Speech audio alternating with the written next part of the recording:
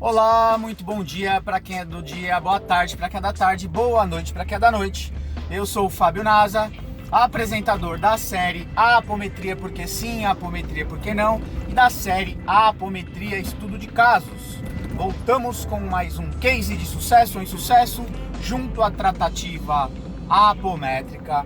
Case de hoje intitulado Síndrome de Doce Poliana. Muito bem, voltamos com mais um case de sucesso ou insucesso junto à tratativa apométrica. Case de hoje intitulado Síndrome de Doce Poliana. Síndrome de Doce Poliana é uma síndrome narrada dentro do contexto psicológico de pessoas que veem um mundo muito cor-de-rosa, não enxergam maldade no mundo. Talvez por uma infantilidade ou imaturidade, consciente ou inconsciente. E nós temos esse contexto no plano material e no plano extrafísico. Como assim? Pessoas que não conseguem entender a dinâmica de maldade ou da ignorância do bem do plano extrafísico e se tornam extremamente vulneráveis às ações dele. Consolente, sexo feminino, chega ao núcleo Vida Plena. Dentro desse contexto, havia passado por um contexto de um acidente no carro, furto no trabalho, pessoas montadas de certa forma nas costas, no lombo da vida da pessoa,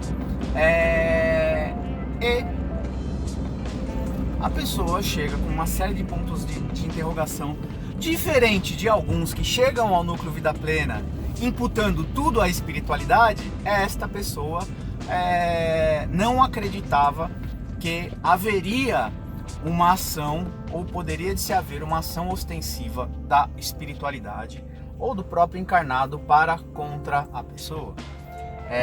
Mas o mundo é bom, eu vibro o amor, eu rezo. E nem tudo é flores. Quando você estuda a apometria, você vai estudar os processos obsessivos complexos, a hierarquia do astral inferior. Recomendo aí a leitura do livro Sun Tzu, A Arte da Guerra, a trilogia Legião, Senhores da Escuridão, A Marca da Besta, algumas literaturas de Rubens Saraceni, para que você tome contato, Os Dragões de Vanderlei Oliveira, Atlântida no Reino da Luz e Atlântida no Reino das Trevas, de Roger Bottini Paranhos, para que você tome contato com contextos obsessivos complexos e o quanto isso pode ou não interferir na vida do encarnado. Reitero, nem tudo é demanda, é ataque espiritual. Para você ser obsediado, você precisa ter merecimento. Mas você também precisa ter um pouco de malícia, malandragem, e estudar um pouco para entender que isso existe. No caso da Consolente, havia uma personalidade dela que se manifestante, tá? Durante o tratamento, ela se manifesta trazendo queixas devido a essa imaturidade da ponta física. Curiosamente, a persona estava interferindo na vida da ponta física, mas de forma positiva, revoltada com o não posicionamento dela, enxergando tudo como flores, tá? Pedindo uma reação, pedindo literalmente que o Consolente colocasse o pau na mesa para dizer: peraí, aqui não. Às vezes uma simples determinação de: queridão, seja extrafísico ou não, essa linha você não passa. Se você passar dessa linha, cadeirada na tua cabeça. Cadeirada no sentido figurado, tá? Uma imposição de voz, de postura, de imposição energética, já fará parte da sua defesa, fará parte da sua proteção. Conversando com as equipes de Guardiões de Exu da casa, num bate-papo informal, certa feita, eles explicaram que a proteção espiritual exercida por eles funciona mais ou menos da seguinte forma: tudo é atuado dentro da lei, né?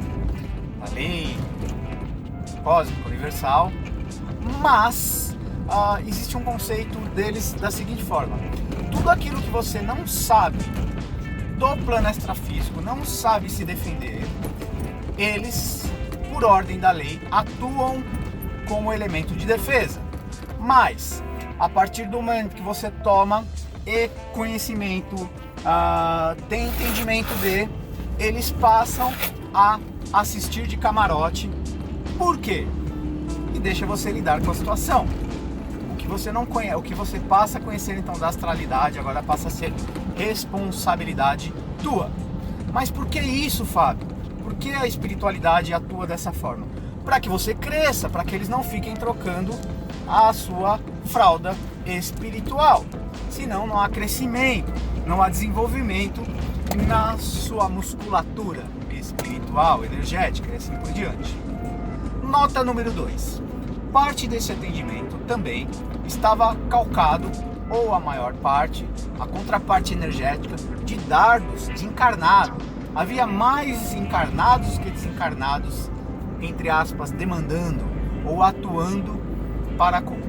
A vulgo inveja, existe num contexto psicológico um mecanismo chamado desprezo invejoso. Aquilo que eu não tenho, eu destruo, consciente ou inconscientemente. E consolente nesse aspecto, asfalto de São Paulo tá uma merda, né? Por isso que a nossa câmera vai trepidar e trepidar. E São Paulo, enfim, vou mudar de faixa aqui para ver se melhora um pouco a estabilidade do asfalto e da nossa câmera. Então, muitas vezes você tem que se posicionar com relação ao encarnado, entender que, ai, coitado de mim, as pessoas me invejam.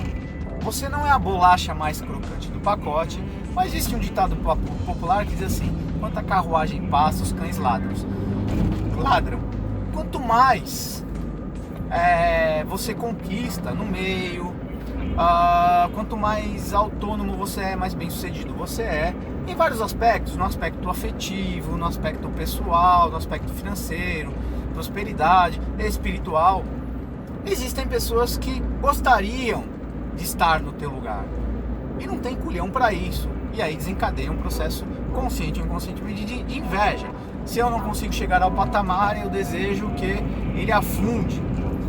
E aí, consciente ou inconscientemente, este dardo energético, o vulgo processo obsessivo de encarnado para encarnado, ele pode lhe atingir. Você pode acumular um quantum de energia nesse aspecto. Se você não fizer a sua lição de casa, ter as suas determinações, suas firmezas, não no sentido de mandinga, de guia, mas não, muitas vezes não é uma simples oração, tá? Que vai lhe colocar num processo absoluto de defesa. E aí a gente tem curso de formação de campo de força disponível aí para vocês na nossa plataforma EAD, gratuito para você aprender um anteparo de proteção. As suas mandingas aí, uma pedra, um cristal, você entende um pouco da funcionalidade de uma guia, mas a sua força mental, seu poder mental é tudo. E talvez um processo terapêutico para você entender por que você se coloca nessa posição infantil, vulnerável. Por que você acha que tudo é flores? Quem te vendeu esse peixe? Walt Disney? Talvez. Nos contos de Cinderela. Você precisa ter malícia. Chapeuzinho vermelho andando pela floresta, esquecendo que existe o lobo mau, querendo comer a vovozinha, Chapeuzinho vermelho. Este posicionamento vai lhe dar proteção. Faça a seguinte analogia: um ladrão, se ele tem duas casas para assaltar, uma casa com grade, sistema de alarme e uma casa totalmente desprotegida, qual casa ele vai buscar? A casa com facilidades. Idem no plano extrafísico, idem no encarnado. Algumas pessoas basta uma latida e uma rosnada para que essa pessoa vaze da tua vida. Às vezes falar num tom acima com essa pessoa é necessário. delimitar, dizer não, dizer, ó queridão, essa linha você não passa, se não, vai ter.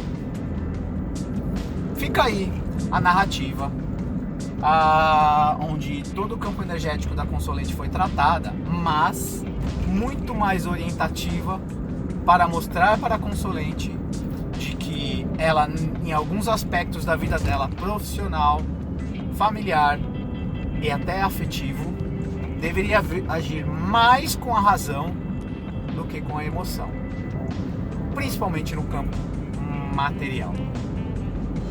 Ok? Acessem o meu site www.fabionasa.com.br, mas agora a nossa plataforma EAD, eadvp.com.br. Compartilhem, divulguem, debatam sobre o tema. Beijo a todos.